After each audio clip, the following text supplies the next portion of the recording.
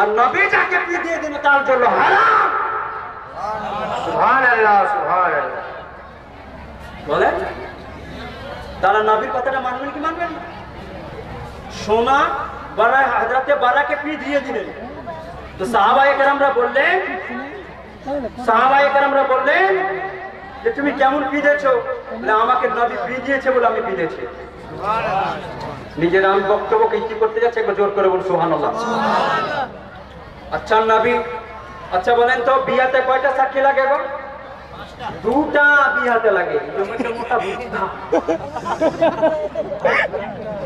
পাঁচটা বিয়া করুন একটু কমসে কম ওখানে বিয়া হবে তুমি বসিও।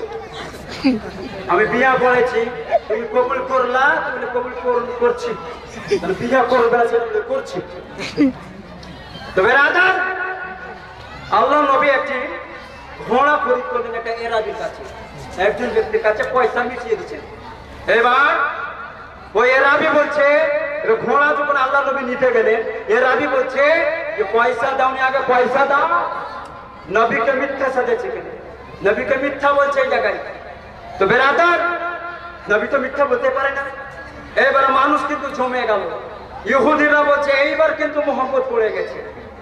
এতদিন ধরে তো শুনে এলাম আমরা সত্যবাদী আছে, ঘোড়া নিয়ে পয়সা দিন, আর বলছি ঘোড়া পয়সা দিয়ে দিয়েছে। একজন সাহাবী বলছে, আর সাহাবীদের বলছে তোমরা শুনেছো না আমরা শুনি, তুমি তার দেখেনি বা শুনিনি তো কেন বলবে? ইসলাম একজন সাহাবী হযরতে খুযাইমা বলছে ইয়া রাসূলুল্লাহ আপনি ওকে টাকা মিটিয়ে দিয়েছেন। বলে খুযাইমা তুমি তো ছিলা না, তো কেমন করে তুমি বলে দিলা? বলে ইয়া রাসূলুল্লাহ আপনি সত্যবাদী, আপনি কোনো মিথ্যা কথা বলতে পারেন না। আমরা আল্লাহকে দেখিনি, আপনি বললেন মেনে নিলাম। আমরা খোদাকে দেখিনি, ইবাদত করে নিলাম। আপনার কথাটা আল্লাহর কথা, আপনি কোনোদিন মিথ্যা কথা বলতে পারেন না। সুবহানাল্লাহ সুবহানাল্লাহ। বেরাদার আমার নবী বললেন হে খুযাইমা আজ থেকে তুমি দুইজন সাক্ষী একাই তুমি সাক্ষাৎ দিবে। বল সুবহানাল্লাহ।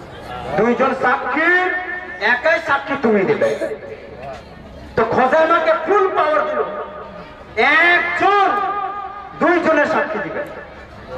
জোর করে বলুন সুবহানাল্লাহ সুবহানাল্লাহ আল্লাহু আকবার।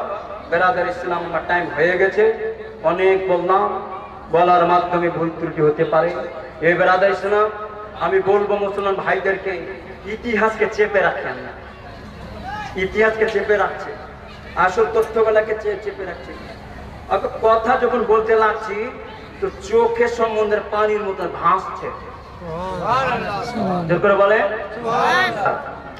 আরেকটা মজা ছোট্ট করে বলবো কি, হযরতে জাবির রাদিয়াল্লাহু তাআলা আল্লাহ নবীকে দাওয়াত দিলেন যে হুজুর আপনার দাওয়াত থাকলো।